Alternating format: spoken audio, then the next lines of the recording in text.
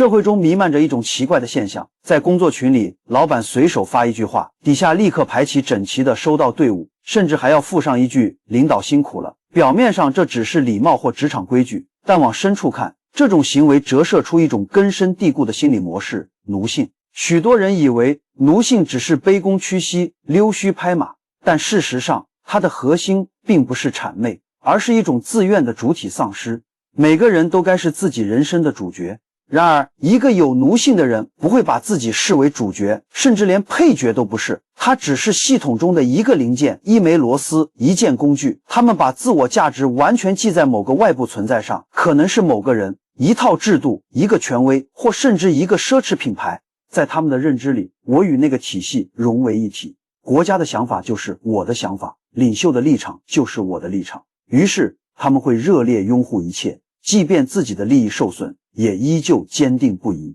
因为在他们的心中，自己正在随着那个庞大而强势的体系一起走向胜利。这并非智商问题，而是一种深层的心理投射，一种拒绝成长的巨婴心态。从心理学的角度看，每个人的安全感最初都来自父母，但要真正成为一个独立的成年人，必须学会在没有兜底的情况下独自承担生活。而许多人从未完成这道心理断奶的过程，他们一生都在寻找一个强大的父亲角色，一个能替自己做主、指明方向、包办命运的存在。这种对绝对安全的依恋正是奴性的根源。于是，一个诡异的循环形成了：巨婴渴望被管束、被掌控，以此换取虚幻的安全感，而权力结构或某些救世主式的骗子恰好扮演了这个父亲的角色。他们提供伟大的叙事和被庇护的幻觉，换来的是顺从、感恩和盲目的忠诚。所以，下次当你看到那些夸张的谄媚与盲从时，不必急着嘲笑，